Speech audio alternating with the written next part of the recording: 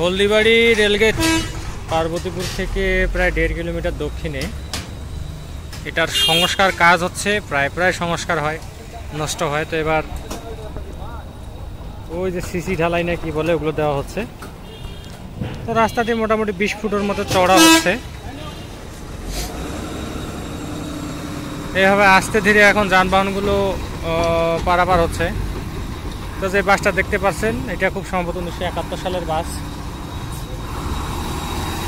এই বাসগুলো যেটা বলছিলাম যে 1971 সালের বাস মনে হয়। তো একদিক দিয়ে চালু হলে ওই দিক দিয়ে বন্ধ করা হচ্ছে, মানে ওয়ান ওয়ে মুভমেন্ট চলছে এখানে। রূপসা কিছুক্ষণ পরে যাবে, সেই সময় কি পরিমাণ ভিড় লাগে আপনারা দেখতে পারবেন।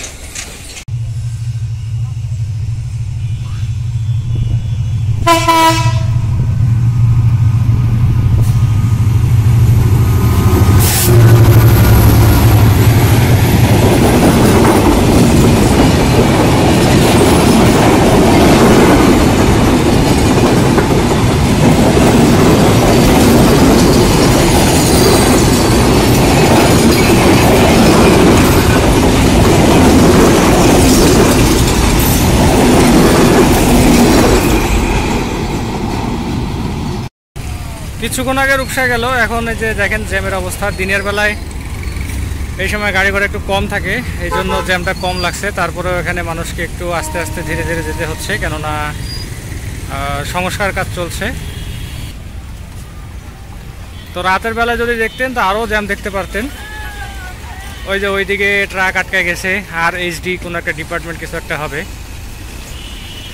তো একদিক দিয়ে গেলে আরেক দিক বন্ধ থাকছে হলদিবাড়ি রেলগেট। হলদিবাড়ি রেলগেট নিয়ে এর আগে আরও অনেক ভিডিও আপনারা দেখেছিলেন, মানুষের যে দুর্ভোগ। তবে স্থায়ী সমাধান হচ্ছে না। একটা ব্যস্ততম রাস্তা, পার্বতীপুরের সবচেয়ে ব্যস্ত রাস্তাই হলদিবাড়ি রেলগেট, মানে রাস্তার উপরেই গেটটা অবস্থিত। তো এটাকে স্থায়ী সমাধান হোক, যেহেতু সংস্কার কাজ হচ্ছে, এই সংস্কার কাজটা যেন স্থায়ীভাবে এবং খুব ভালোভাবে হয়। এই যে ট্রাক যাচ্ছে, এখন এদিক দিয়ে আস্তে ধীরে আসতে হবে। তার উপরে রাস্তা আবার উঁচু নিচু। এই যে এখানে যাচ্ছে বাচ্চা পরিবার সহ। একটু হেরফের হলেই দুর্ঘটনা ঘটবে এখানে, যদিও এ পর্যন্ত কোনো দুর্ঘটনার খবর পাওয়া যায় না। আল্লাহর রহমতে ভালো আছে। এই ছিল হলদিবাড়ি থেকে, ধন্যবাদ।